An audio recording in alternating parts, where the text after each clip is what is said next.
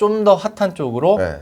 요즘에 야, 얘네가 메타버스를 한다고 하는 기업들조차도 네네. 메타버스 아니면 NFT 뭐 살짝 묻어만 있어도 네. 주가가 급등을 해버려요. 이 메타버스 산업에 대해서 그 실체에 대해서 좀 어떻게 흘러갈 거라고 보시는지 좀 궁금해서요. 메타버스라는 그 기술적인 영역을 고차원적으로 생각하실 필요가 없습니다. 그냥 우리가 뭔가를 하는데 가상에서 한단 말이에요. 네. 근데 현실인지 구분이 안 가요. 거의 실감형으로 해요. 그럼 다 메타버스라고 보시면 좋아요. 그렇죠, 네. 예를 들면 내비게이션도 메타버스고요. 스크린 골프나 스크린 야구, 스크린 테니스 다 메타버스예요. 네. 네, 메타버스 범주에 들어갑니다. 가상의 무언가인데 현실로 착각하게 만드는. 그러니까 어찌 보면 VR이랑 AR이랑 합쳐놓은 거를 네. 메타버스라고 해도 네. 크게 다르진 않다고 이해해도 될 것 그러니까 같아요. VR도 메타버스, AR도. AR도 다 메타버스의 범주에 맞아요, 들어가고 맞아요. 그 밖에 쉽게 말하면 이게 라이프 로깅이라고 하는데 여러분 블로그나 싸이월드도 네. 싸이월드. 싸이월드조차도 메타버스의 시초죠, 어떻게 보면. 메타버스라고 보시면 좋아요. 왜냐하면 가상에서의 삶이잖아요. 네, 그러니까 맞아요. 메타버스의 범주가 굉장히 넓습니다. 네, 다 또 말씀드린 것도 아니에요. 근데 제가 왜 이 말씀을 드리냐면 언택트가 뉴노멀이잖아요. 네. 이제는 그러니까 비대면으로 모든 서비스를 전달하는 게 새로운 표준이 되어버렸잖아요. 네. 그러면 그 안에서 그냥 비대면으로만 하면 경쟁력이 더 이상 없어요.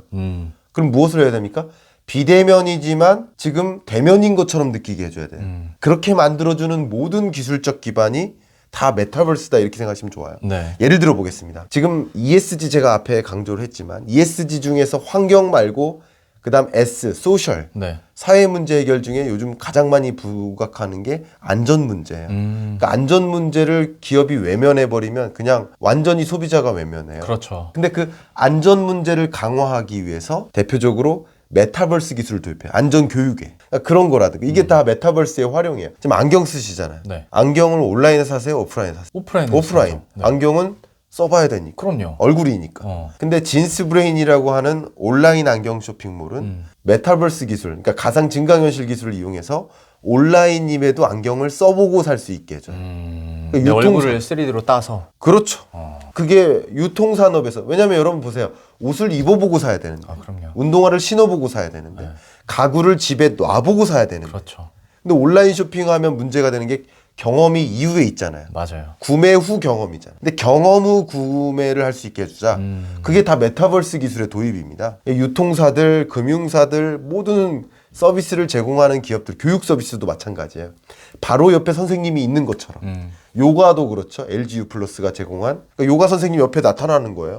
이분이 계속 저의 동작을 지각한 다음에 더 팔 벌리세요. 막 얘기를 해요. 그런 거예요. 맞아. 그러니까 이렇게 비대면은 당연한 것이기 때문에 비대면 환경에서 바로 옆에 있는 것처럼 초실감 나는 경험을 제공할 수 있도록 그런 서비스를 대응하는 그런 것들이 메타버스 기술이고요. 그 메타버스 기술을 정말 산업 하나도 빠짐없이 다 적용되고 있습니다. 사실 언젠가는 올 산업이었는데 코로나가 터지고 나서 정말 빠르게 많은 기업들이 받아들이고 네. 실제로 실행을 한 것 같아요. 코로나19 특히 그때 확진자 막 늘 때 차 네. 수요가 막 늘어났었잖아요. 네.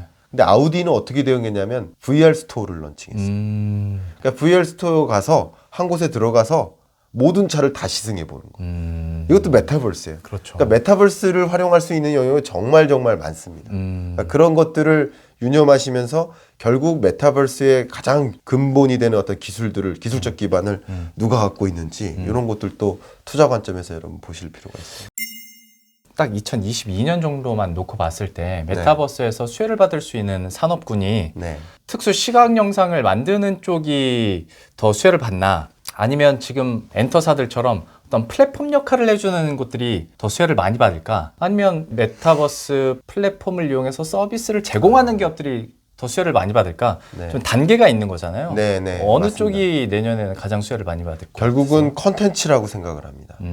초기에는 컨텐츠고요. 그 컨텐츠가 지배적이 됩니다. 네. 제가 왜 이런 말씀 드리냐면 LG 화학이 지금 안전교육 시뮬레이션 컨텐츠를 발주했어요. 네. 그래서 그걸 도입했단 말이에요. 그럼 저는 그 컨텐츠를 제공한 대표님을 아는데 그 대표님하고 얘기를 해보면 그 한 개의 사례가 등장하니까 수많은 제조사들, 화학공정, 수많은 기업들이 다 그거 해달라고 하는 거예요.